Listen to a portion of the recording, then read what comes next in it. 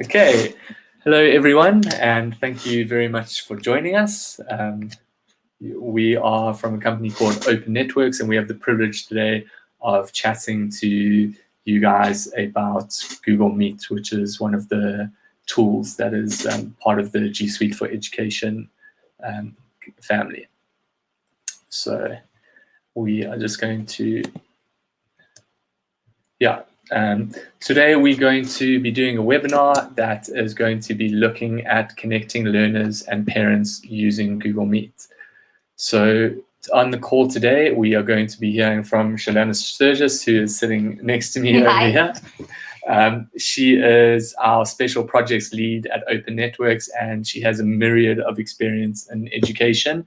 She was an art teacher at Crawford for many years, and she's also a Google innovator, and she this year alone with the COVID crisis has dealt with probably over 100 schools, helping them get familiar with distance learning and online space.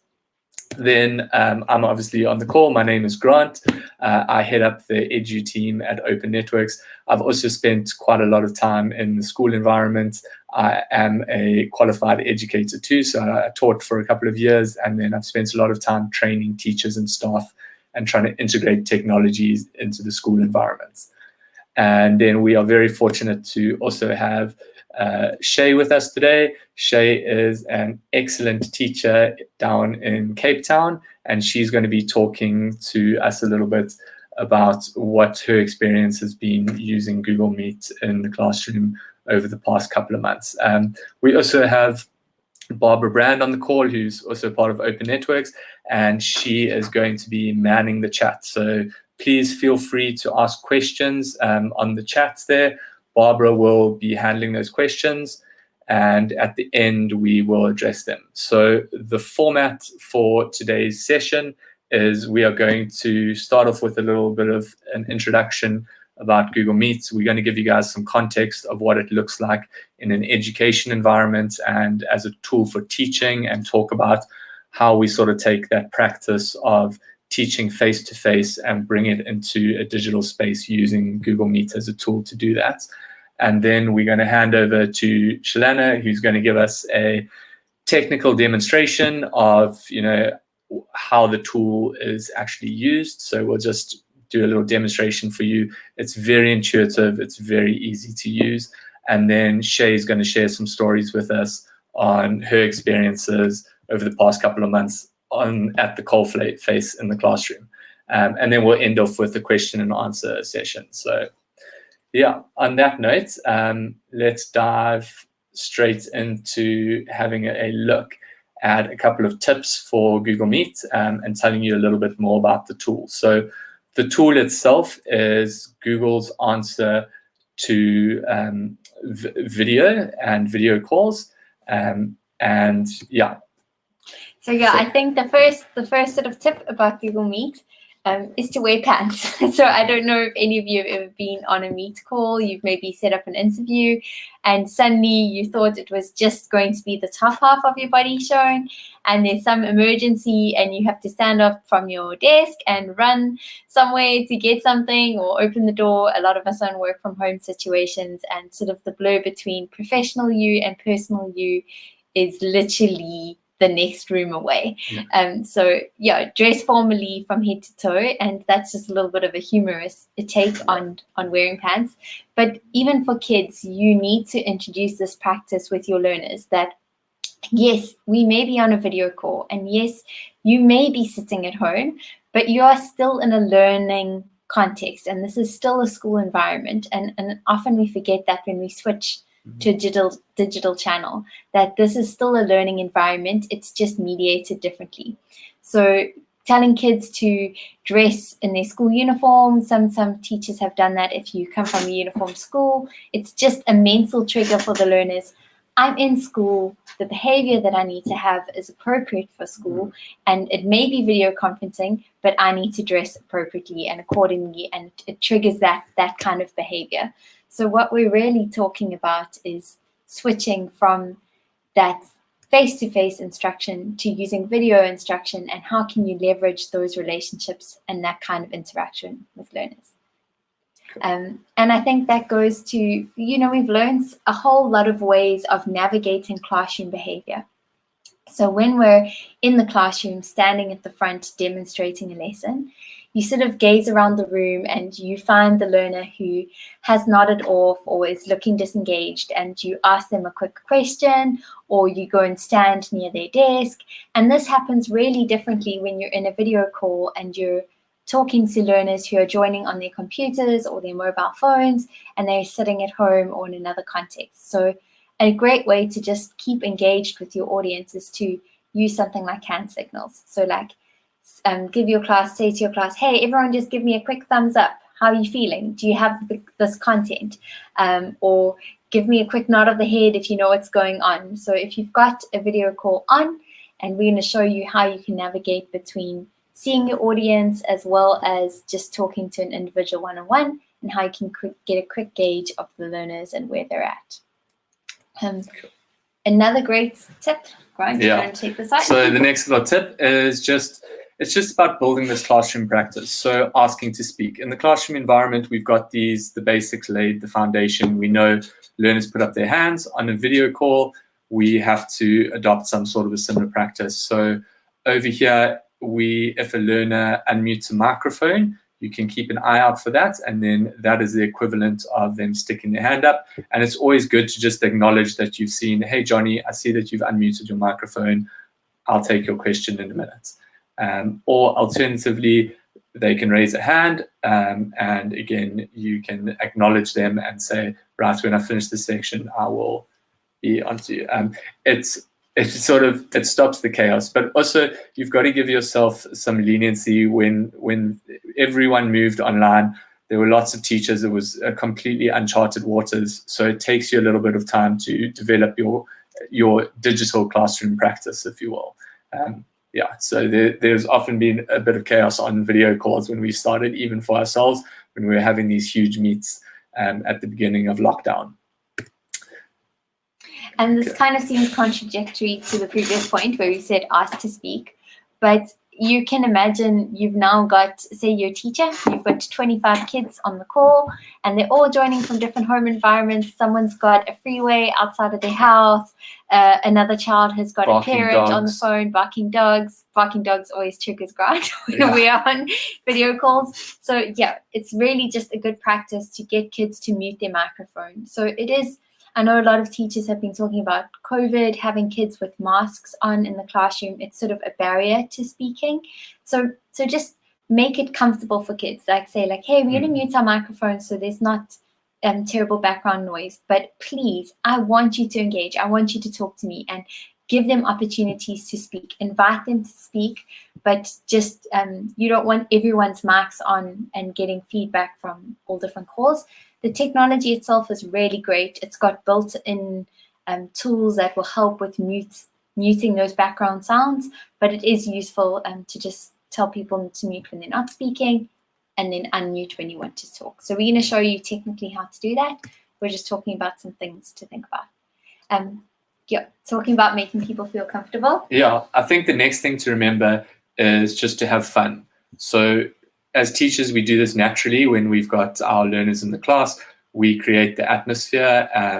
It's far more difficult to achieve that over a video call. So it's worth keeping in mind that we need to keep it fun. And one of the fun ways of doing that is doing something when you're starting off with your class, just to get everyone to relax and be comfortable, is to do something like a fancy dress. So we even did it internally in our office, where the one day everyone wore a hat. It breaks the ice. And it gets people comfortable with the technology, and it makes it easier for you as a teacher to, when you introduce this element of play into the new tool that you're introducing. Yeah, I think on that note, we can just have a look at a puppet show is a fun idea for teaching and learning, but you really want to make video calls fun, and the real point of the video call is to be able to talk with people and not just stand in the front of the class and distribute knowledge and you just speak for an hour. So we are going to hear from you with your questions and answers. But we really want to chat and we want to drive that engagement. I think so many students are missing the opportunity to talk to each other and to engage with their teachers. And that's what you want to create within this video call environment. And you want to make people feel comfortable. It takes a while to adapt to sitting on video calls every day, day in and out. And we do it all the time. We've got offices in Cape Town, Durban, Joburg. So we connect all the time via video call. But it does create a bit of humor and something lighthearted when there's a fun aspect to it. So just make learning fun for kids and you're going to see the smiles on their faces. I think it's kind of terrifying sometimes when you're using new technology for the first time. So it's always good to have a support team, and particularly if it's you and your learners, you have quite a good relationship already. And it's quite a small context. You know, it's not so formal as maybe a class-wide assembly or a parent-teacher meeting that you're going to host via Google Meet. So you can do all of those via video conferencing. And it's really just important to have a support team on the ground. And I think where Grant and I really experienced this was we hosted an open video call for parents to just hear a little bit about some teaching experts. What was it like to switch over and how do you do digital learning well? And we had to admit all of the parents onto the call because they were joining from a different organization to ourselves. So that's a really great security feature that Google has on Meet, where you have to admit people who are outside your organization. But admitting 40, 50 parents at start time is quite a challenge. So you need someone on the back end clicking admit and then someone on the front end hosting the meeting. So just as you think of the structure of any formal parent presentation or assembly or a class, there's always like a good morning class, welcome to coming in. We have sort of a layout and a structure. We have a sort of order and way in which people enter the classroom. It's the same on a digital call. And you need to figure out the support structures that you need, the number of people that you need to join the call, how they're joining, and then you have the right support team in place. And that's not something that we always immediately think of when we launch into a new platform. So just do a little bit of internal testing and figure out if you're joining from different accounts, different contexts, what does it look like? I think one of the big challenges that we have in Africa is connectivity. And I know so many learners struggled with connectivity. So some learners will need to turn off video to improve quality. And that's okay. Be comfortable and cognizant of where your kids are coming from or your parents are coming from and what's going to work best for you. Do you want to add anything on connectivity? No, I think that's it. I think it's not only learners, it's sometimes teachers too. So we've definitely been in a few scenarios this year where Eskom has just cut off the power or whatever, and people are on phones. So yeah, just be aware that you're going to get some curveballs when you're teaching with it, and just be comfortable with it. And obviously turning off video is a good way to keep the conversation going. On that note, Google Meet has been optimized for using data lightly. So it is really one of the most amazing tools to work with because it's been built to use data efficiently and it really works even in the most crazy context. So yeah, but there's some little tricks and tricks that we're going to show you when we get to our technical demonstration. Cool. Last point on some great tips. We really want to make learning accessible in every feature of our learning. So turning on live captions is really great. And often we think of things like hearing challenges is only for deaf people, but there's so many contexts where hearing is difficult. Maybe you in a situation where you've got to be quiet and you need to turn off your audio and you can only read something. A lot of YouTube videos are actually watched without sound.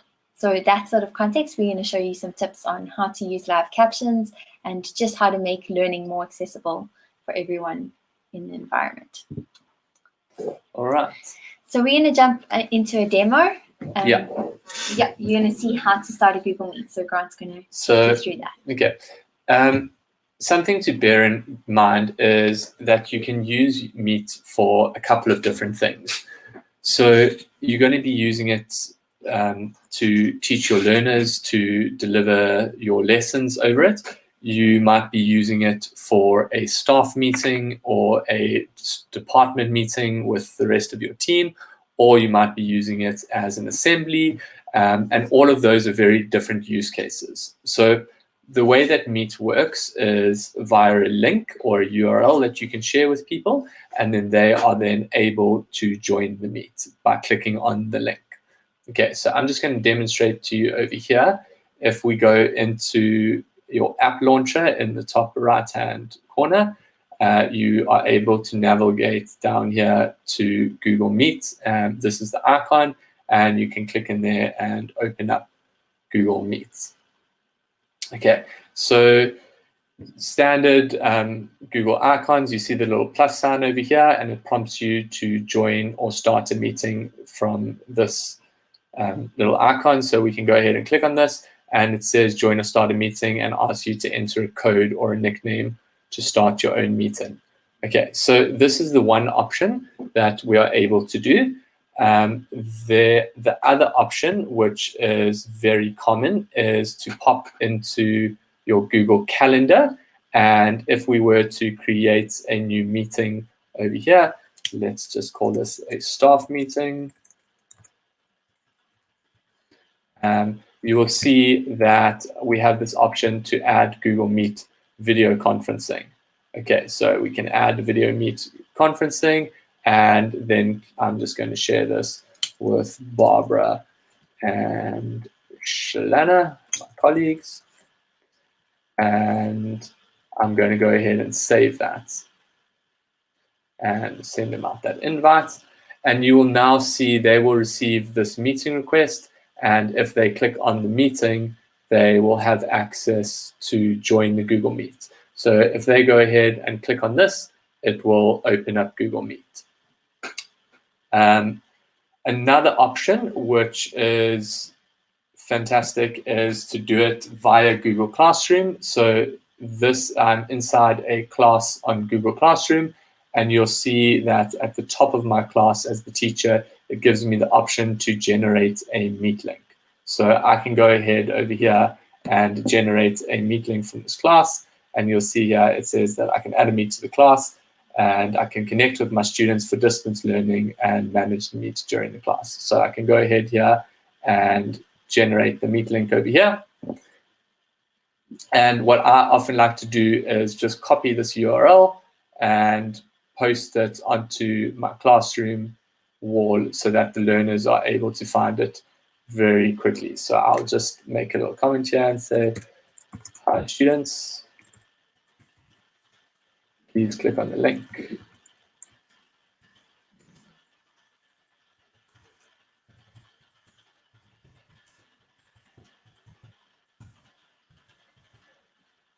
And I'm able to just insert that link over there, or I can add it over here as a link.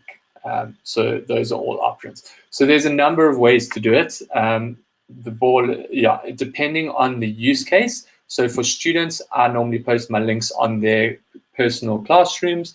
For staff, I'll normally use the calendar invite option. And for parents, I'll just go and copy out the URL of the Meet link and share that with them in advance. Yeah, so there's a few ways. I don't know, Shalana, do you want to add anything to that? Yes, you can jump. So I think the Classroom Meet link is a really nice link to use. How the Classroom Meet link works is that the teacher has to be present on the call for the students to be able to join. And that's really, really, really powerful in that you don't have students sitting on a video call without the teacher present. It does depend on the admin console settings and how your school environment has been set up. So if you've set up your environment and stop students from placing video calls, then they'll only be joining video calls that teachers have set up. And then if it's on Meet, the teacher has to be on the call, kind of like opening up a classroom. All the students join the call, and then if the teacher is the last person to leave the call, then that Meet is not actually active without the students present, and they'll get an error message. So it's just a really nice, safe, and secure way to have a look at Google Meet. So we're going to dive into a Meet now. We're just going to go in and open up a Meet, and we're going to have a look at some cool settings of when you're joining Meet. So you'll see as the getting ready screen pops up, it actually allows you to mute your camera and to turn off your microphone before you even enter the call. So you can do that if you know you're coming from a really noisy environment or you've got low bandwidth. So when you've got the little red mic up and the red camera up, then you know that your mic is off and your camera is off. So we're going to join. We're going to click on join now. We're inside a Meet call. All right. We can copy the joining info and add people directly from the call as well, which is really nice. There you can see that URL that Grant has been talking about. Each Meet has a unique code. Or if you click on the add people, you can literally tap in each people's email addresses. You can add Barbara, for example. Barbara there. And you can add Shalana. Yeah. All right, so if you want to add people, that's your little add button, and you can add people directly in the call by clicking up on the people icon in the top right.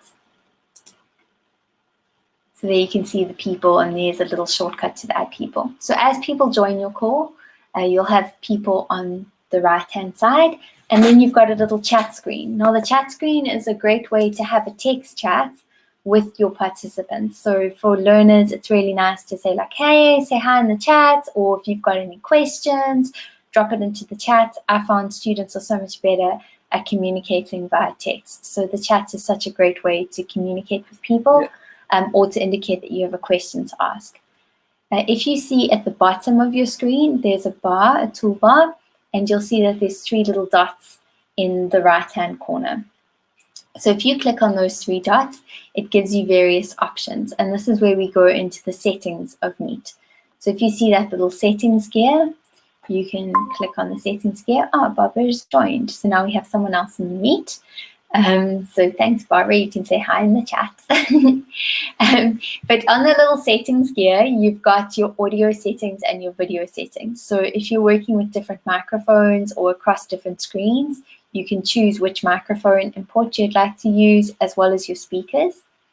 You also have your video options. So if we click toggle between audio and video, this is where we can go in and manage the way that we're streaming. So if you're streaming, you want high definition if you're the person presenting. If you are battling with bandwidth, though, you can click on that and drop it down to standard definition, and it'll use a little bit of less bandwidth as well as your receive resolution.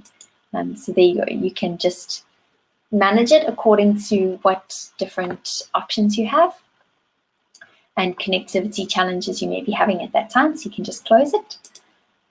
There you go. Thanks, Barbara, for chatting. If you click on present, on your 3 dots again, or Grant's going to tap a little message back just now to Barbara, you can click on change layout. So let's have a look at the different layouts we can use. So we've got auto, which will just choose for us what layout is best, and we've got tiled. Tiled will give you a nice little grid view of everyone on the call. So if you've got like 40 or 50 students, then you can actually use a tile view and you can see all your learners at the same time. Depending how big your screen is, you might have really tiny people or really big people, depending how many are on the call. And you'll see there's a little slider at the bottom of your screen. So you can drag that to show how many people are on the call. We have about 20 people in our company, and it's really nice seeing all of us at the same time. Spotlight is quite nice. It just jumps to who's ever speaking at that point in time. And sidebar gives you just all the people on the right-hand side. So it'll give you a little window with everyone that you can click between different people manually. And when you're presenting as well, it gives you a little pinned presentation view.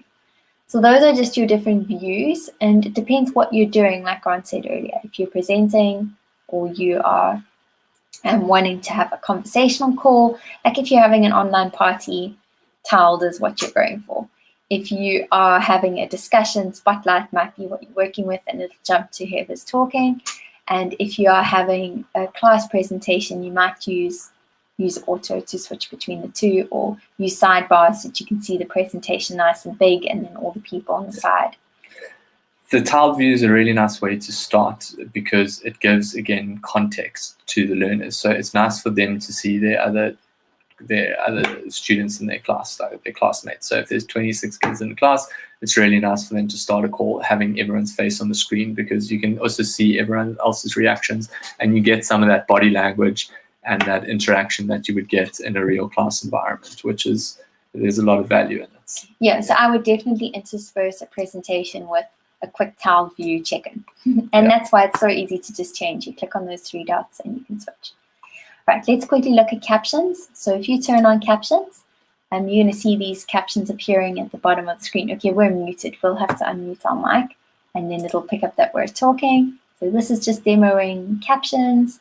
As you start chatting, it'll start typing up, and it's pretty accurate. You may get 1 or 2 humorous situations, but captions is such a nice way of keeping that accessibility going and allowing people who may need to read it rather than go with audio. Okay, we're going to just mute ourselves and turn off captions so there's not too many things happening on the screen during today's call. The thing you're most likely going to be doing on Google Meet is presenting. So you might have a class presentation that you want to share, or you might even be doing something in Google Classroom that you want to present and show the kids that you're working with. So if you click on Present Now, it gives you 3 different options: your entire screen, a Chrome tab, or a window. So if you're going to, for example, show your class a YouTube video and then have a discussion afterwards, a Chrome tab is going to be your best option because it'll give you the best sound of playing a video on a video call. If you want to jump between quite a few different screens, maybe you've got a presentation, a worksheet, something you've put in the classroom that you want the kids to know, and your entire screen will be nice because then you can easily jump between windows. If you choose a window, Meet will pop up and tell you you're sharing this window. So just be careful whenever you choose your entire screen. You don't want to have your personal WhatsApp chats live on your computer or something like that, or an email with a parent about a learner and you accidentally click on that screen. So your entire screen is an easy way to make accidents, but it is really useful when you're jumping through a whole lot of tabs. You don't have to think like, is this tab still sharing? And then a window is nice to just, if you've got a specific window. So let's go ahead and choose a Chrome tab. And then you'll see it pulls up your list of tabs, and you can choose one of the tabs that you want to choose. So let's go to the new tab one. That's we'll just share that one. That's this tab over here. So if Grant's already had his YouTube video loaded, but we can just click on YouTube and find a video to show. So you would probably want your YouTube video up. So you'll see at the top there's a little thing saying you're sharing the screen to Meet. And you can stop and switch tabs at any point in time. So you can choose your YouTube video and then you can play it on Meet. We're not actually going to play a YouTube video now because it'll just be a whole lot of videos on videos and So, but you get the idea. So a Chrome tab is where you're going to get the best audio. Okay, let's switch to the Google for Africa Classroom tab. So when you switch tabs, a little pop-up comes up and you can say share this tab instead. So you literally click tabs and then it pops up at the top and you can say share this tab. And then you can navigate, say you wanted to say, hey class, I want you to go to this section of your classwork, and it will pull up the work that you want the class to work with. So whatever you've got, your different presentations or your different content that you want to share with your kids, then that's the tab that you're going to share. Yeah, and you get this little blue icon at the top in the tab to let you know this is the tab that's being presented. Similarly, when you are on your Google Meet, you get a little red dot appears there to let you know that you are on a live meet. So you can just find those on the tabs. Cool. All right, so we're going to stop sharing our tab and we're going to go back to our Google Meet screen.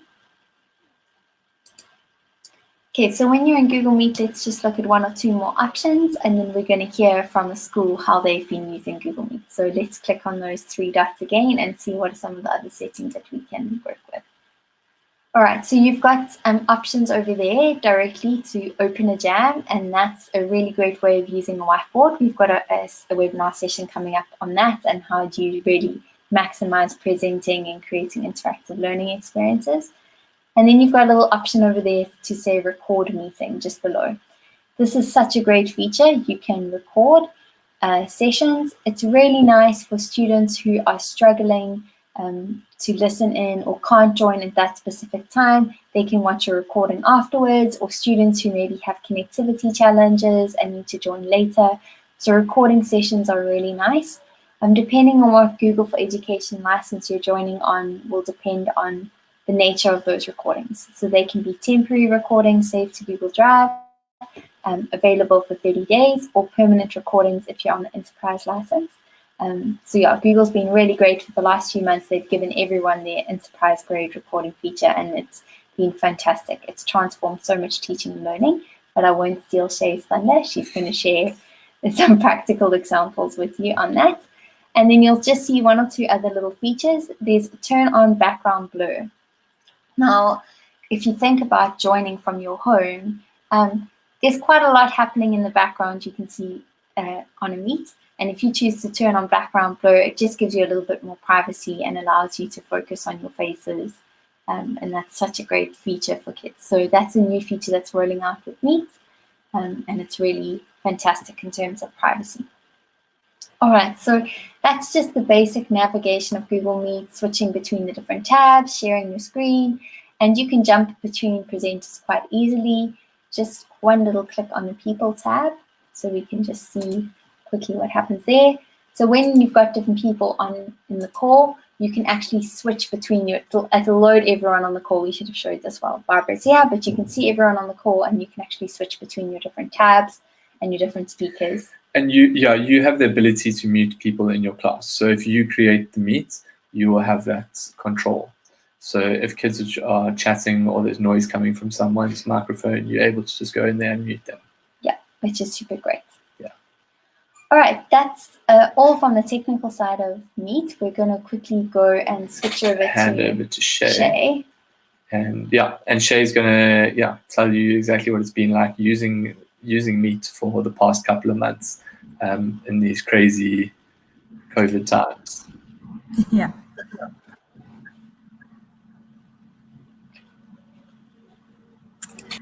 So I teach at Wynberg Girls, which is a all-girls government school in Cape Town. And while we have very great internet facilities at our school, when lockdown was announced, I needed to work out how I was going to teach my work, and we weren't sure how long lockdown was going to last for. And so for me, Google Meet offered the exact tools that I needed as a computer teacher to be able to continue with teaching from home. I surveyed my learners, and I was in a very fortunate position that everyone had access to the internet and everyone had access to a computer. And so we were really able to use Meet quite successfully during that time. If I move on, recording sessions was one of the really big wins for me personally. Not all learners had access to a computer during the day, as their parents would be using the computer to do their work from home. And so being able to record the Meet, I was able to accommodate those learners who either needed to work in the evenings, as that was when the computer was available, or they were only able to download the video after midnight when they had access to cheaper data. And some of the learners were struggling with some of the topics. And so by recording the sessions, I was able to give them the option to revise the content by watching the videos again.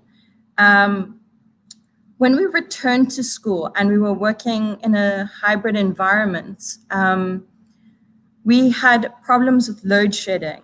And so either the learner at home would have no access to electricity during the lesson, or at school we would lose access to the electricity during our lesson. And so I would be able to host the Meets at a later stage, record it, and share that material with the learners, particularly if they were at home and they missed the lesson. Keeping a routine, I really discovered how important it was to keep a routine with the learners. Teenagers can sleep all day if they don't have a routine. And so by having a set time each day when we were going to meet really helped them to work with managing their time. I hosted an extra session in the week as a sort of optional check-in where learners could just voice how they were doing during lockdown, what they were struggling with, and have someone that could actually just give them a place to meet together and ask these questions and just kind of get perspective and that help that they need to just kind of keep going. We tried initially to run our lessons by following the school timetable from home, but we found it was quite challenging. And so the learners enjoyed having a specific time. So we used 9 a.m. in the morning. And so we would have our lesson for an hour, and it really was invaluable to the learners. The response from the learners, I asked my learners how they enjoyed learning from home, how they enjoyed when they were able to return to school, things that they found beneficial from Google Meet. And I think the thing that struck me the most was for learners having that personal interaction, for them to be able to see my face and to be able to hear my voice when I was teaching was really key for them. And so Google Meet really gave us the ability to do that, and the learners really found that beneficial. By hosting question time in Google Meet, the learners not only got to ask their questions and have them answered, but they were able to listen to other girls' questions, and we could discuss what the answers were. And so there was a lot more interaction than if I just recorded a video and sent that home. So Google Meet really worked well for us in that way. We did have to encourage a few learners to get headphones, as noise was quite a distraction.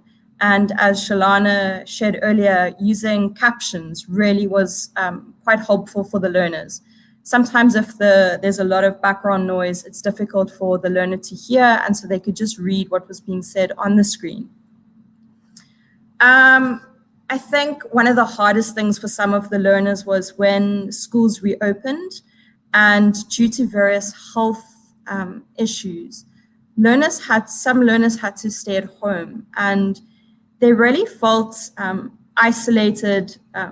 And by using Google Meets in the classroom, it was a way for them to join in. And every day when I have my computer class, I share the Meet screen on the projector so that those that are sitting in the classroom can see those who are at home. And we just have a little bit of time to chat at the start and to help those who are at home feel a part of the classroom still. We use Google Meet every single day for every single lesson. And by putting up their faces on the projector screen, it really helped them to feel, that they were a part of it still, and a little bit less isolated. I also open up at the end of the classroom and have an option for chat. And the girls that are in my classroom type their questions into chat as well. And then we discuss them at the end of the time. And the nice thing with that is by having your questions in chat, it actually sends a Google Doc to you afterwards. And you actually have a copy of all of what was discussed in the chat. The last thing I want to talk about is our staff uptake. We have over 70 teachers.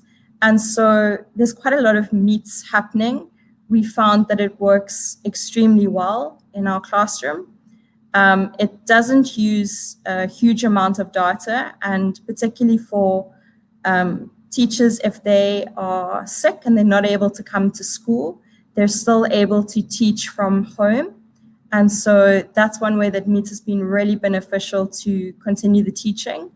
Also, if a learner has woken up and they're sick, they're still able to take part in the class. We have quite a lot of meetings as a staff. So being able to continue with subject meetings, grade meetings, and general staff meetings. One of the things that has been great with Google Meet has been how, during the day you've got your mask on and you can't see everyone's face. And being able to have all the staff on the screen and everyone takes their mask off, it just really makes it more personal, and it feels a little bit more like normal. So that has been one of the benefits of Meet. I think as a school going forward, we are probably going to continue using Meet for quite a long time. And it's really been one of the tools that has been a big win for us this year. Yeah. Grant, I'm going to hand back over to you. Do you have any questions you'd like to ask or for me to clarify?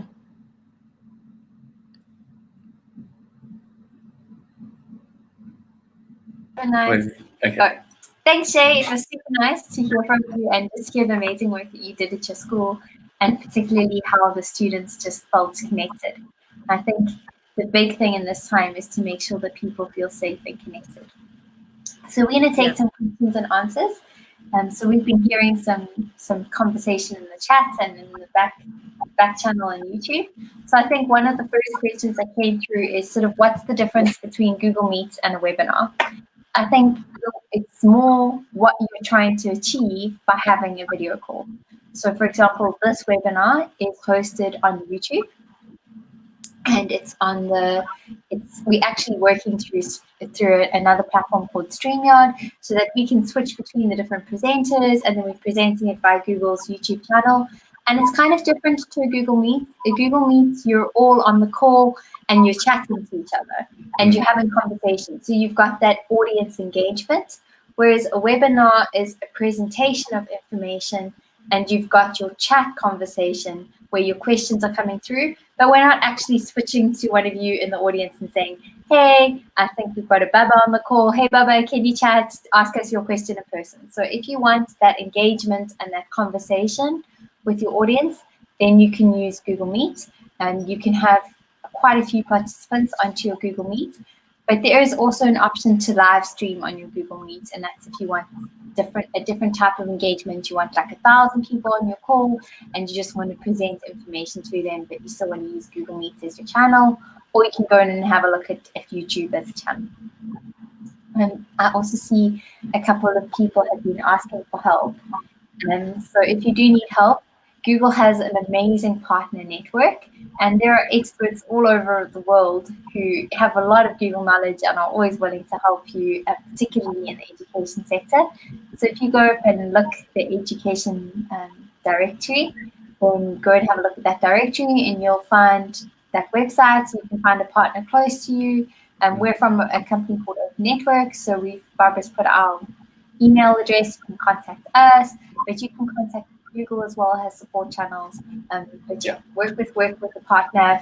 You'll find showcase schools with people like Shay and them who are certified trainers who can help you. Yeah. There's a lot of different channels. There's a great community of educators that are using Google. So if you can tap into your local community, that is first prize. And the international community is also phenomenal at helping out. You'd be surprised. So if you reach out, I saw someone in the comments was saying that they were having trouble registering their school. So that's what the partners are here for. So we would assist you in doing that. We have a relationship with Google, and we'd be able to tell you exactly what you need to get your school registered. Yeah. And it is free. So the entry level Google for Education offers Google Meet and all of the other G Suite apps and Google Classroom for free. And they really are. It's a phenomenal solution to distance learning. Yeah, so I think another question that's come up is, can you use Google Meet on Android? Absolutely. Yeah. So you can go to the Play Store, you can download your phone. I can see Shay nodding. Shay, maybe you could just give us an indication. How many students did you have who were on mobile phones? No, I probably had about 70% of my class who would join via their mobile phones. And most of them were Android. And it works very well. So to that point, when I was in the classroom, it was a mind-blowing experience for me that all of my learners were very fortunate to have laptops with them, and they would still all pull out mainly iPhones to connect to the Google Classroom, and that was just their device of choice. So it works really well across Android and Apple devices, and the apps are really, really good. So like I said, for classroom And yeah, quite a few of the apps, I found the learners actually preferred the experience on their devices, on their cell phone. Cool. So you can mute all your students at once, and we're going to try and do a demo from Google Classroom, and we can just show that in this call. Do you have this? You can invite me on my student's account. Yeah. Okay, so let's try and do that, and we'll just demonstrate how that's done. So we'll just switch to an education account. So it's really just important which kind of account you're joining Google Meet from. If you're joining from a work account, it's different to an education account or to a personal free Gmail account. Meet is available across all of those tools. Do you want me to? We're going to go into Google Classroom, but we're going to go from an education account. Okay, so yeah. Yeah, so we're just switching accounts. It's really great practice to switch on the browser level. So you can sign into the Chrome browser with your different accounts. And we're now switched to an education account. And we're going to go into Google Classroom. And we are going to open up Meet, and we're going to invite a student.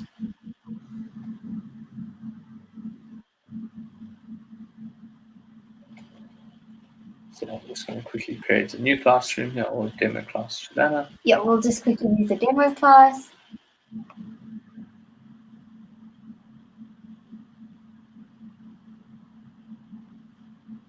All right, so if you go to the People tab, you'll see who the teachers are in this class. So we've got Shalana and Grant, who are teachers on this class, and Grant's joined in his account. And we've got student 1, who's one of our students in the call. So Grant's going to go ahead and do set up a meet, and he's going to join that meet, and the student 1 is going to join that meet.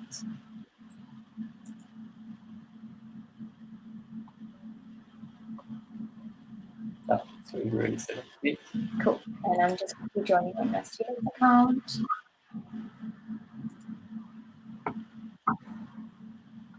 So I'm just allowing, just asking me. Yeah, so sometimes when it's Grant is actually switch browser people, it'll just ask you, can it have access to your camera? Can it have access to your mic? So that's just allowing that permission. So Grant's on the call. I'm going to join the call as a student. Do you want me to just add you? Or? I'm on the spot. Cool. So I'm just quickly joining, and it says that my teacher's on the call, so it's letting me in. Sorry, trying to avoid feedback. All right, you can see I'm on another computer. Here we go. And Grant would like to mute me. So Grant, can you please mute me, because I have muted myself. But basically, if you click on the People tab, and you'll see student 1 is muted. And if you check, you've got something called host controls. Now you only have this available on an education account. So it'll actually mute the student. We're sitting really close together, so it's a little hard for us to demo muting, because you're going to get a whole lot of feedback. Which is not going to be pleasant.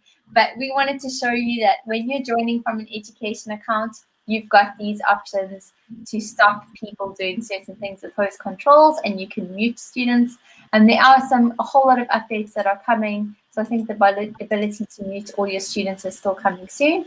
But you can see if you drop down next to a person's name, you can mute that person as well if they hadn't done so. So you can't unmute someone. Google always gives the right to that person attending to say, I want to unmute myself if I've chosen to mute. The teacher can't force me to talk. It's not like a classroom where you can go and stand next to the person, make them feel awkward. Okay, but if a student would like to unmute, or they've unmuted and you don't want them to speak, you've got this really nice little click control power to mute them, which is super great. Okay, I'm going to hang up this call. So cool. We just wanted to show you the host controls that the student's on. All right, we're going to go back to our presentation and just show you that. Any other questions that we've missed on the chat?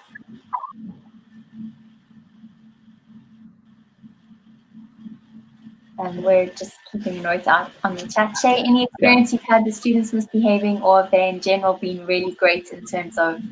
No, my students have been fantastic. I'm on the Google trainers group, and a lot of trainers have been messaging problems that they've been having in a lot of their schools. And it blows my mind because I haven't had any of these problems at my school. The learners are generally just so thankful to have a way to communicate with me and have the lesson just happen. So we haven't had any issues like that at all.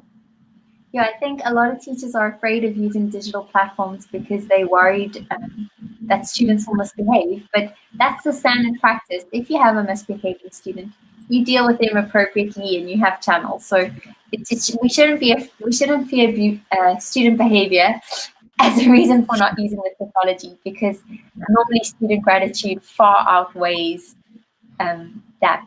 The one or two instances where you have a child say something inappropriate.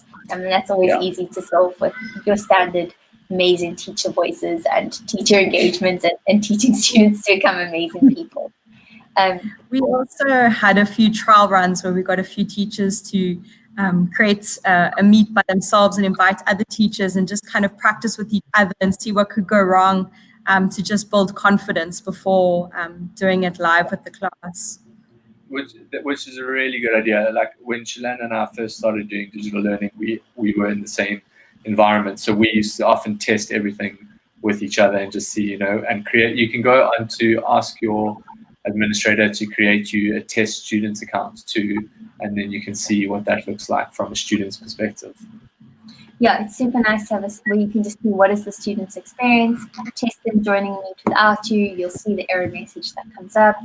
And I think for Meet, it's just being comfortable with hosting a conversation and really trusting your skill as a teacher to make people feel at home, make people feel welcome, and you get to kind of have your own TV show for a while. So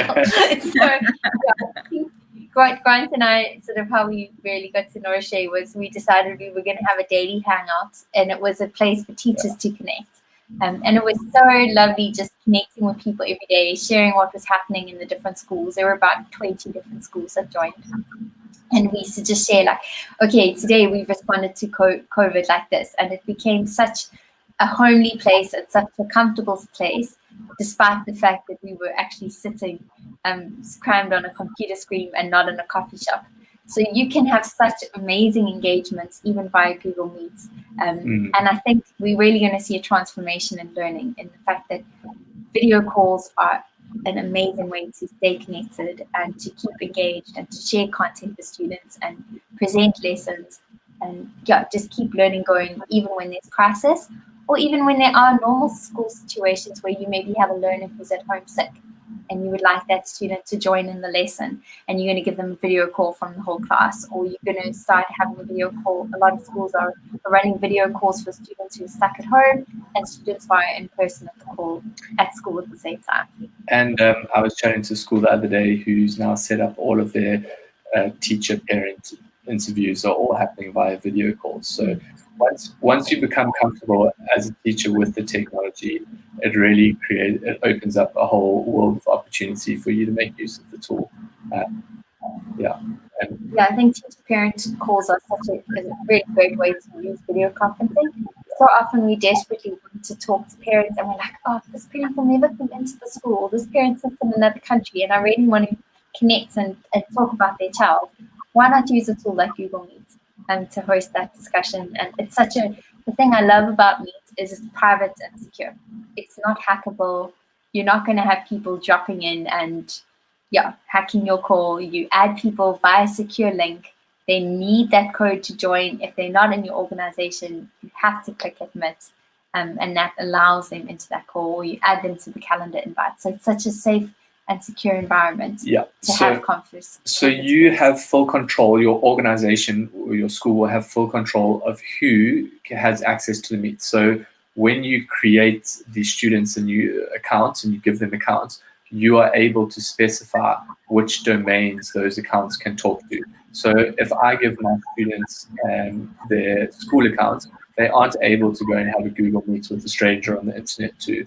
They can only have Google Meets with other people within our school's domain. And that is a very important feature, especially with the younger learners. There's a lot of fear around, oh my gosh, my child is now on the internet. What is possible? You have to take into account that security. yeah, so really, if you aren't on a Google for Education account, go and check out how to get your kids registered and sign them up, sign your school up. It's an amazing resource. You can have unlimited storage. It's so lovely. We're watching the comments live here and just hearing how all of you are using it and how easy it is to navigate. I think that's the real power of Google. And it's super lovely hearing all of your stories. So thank you for sharing in the chats and comments. Yeah. I saw some people asking about presenting your screen. You can see your students on the side and you see your presentation.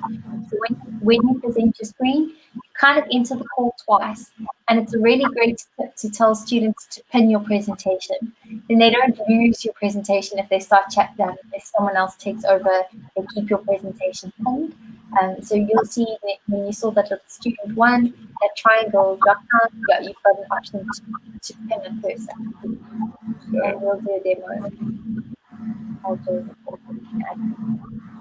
Okay, I think it's the same for student 1. Okay. So we just hopped onto that same class. Shalane is the student. She's going to join us students this time. And I'll present that screen. And Shalane is going to present her screen and just share a presentation. Okay. If you've got any more questions, or how do you navigate your Android phone to screens? So an Android phone will be a little different. You'll just have to trust the technology is sharing as it is, because your screen is too tight to have 2 screens. I'm just having a little bit of an internet delay.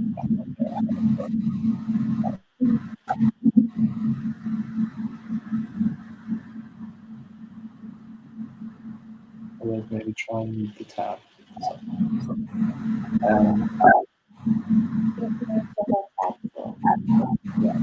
So we're just trying to avoid having the feedback loop when Shalane joins.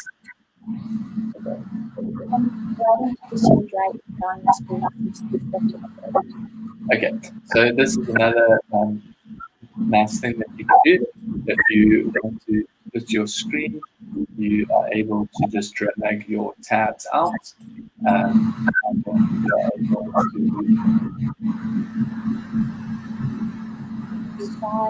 resize your tab. Quite a few teachers have been doing this, so if you don't have 2 screens, this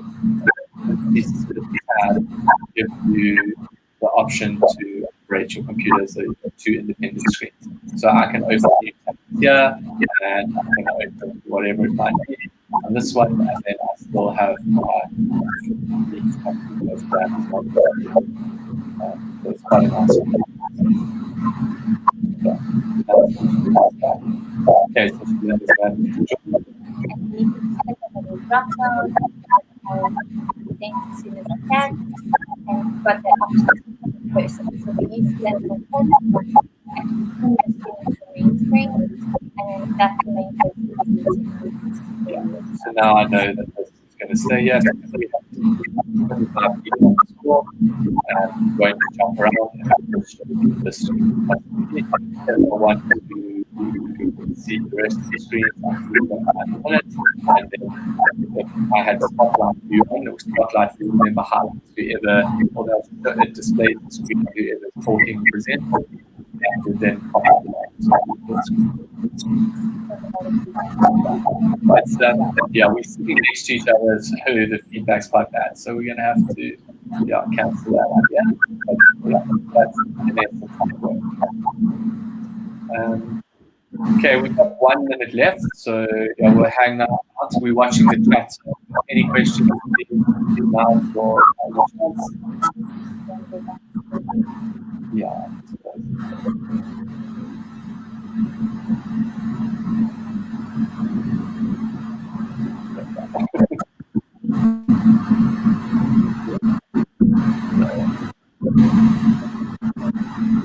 Thanks so much for chatting. Yeah, thank you so much for your time today.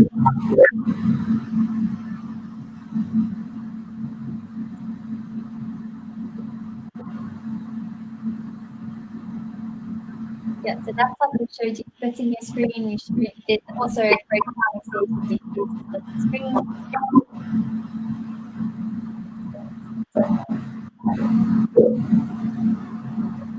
Sorry guys, if there's noise, I'm not sure where it's coming from. But yeah, that's it. Doesn't look like there are any more questions in the chat. So, cool. Yeah, thank you everyone. We will see you again. We're presenting again Next week. next week, Tuesday, same time. So please join us then. What is We're looking at exercise, and there's another great session tomorrow. And so it's just, yeah, update from anywhere, from the Google for Education channel. cool? I'm sorry for the noise. I think it's the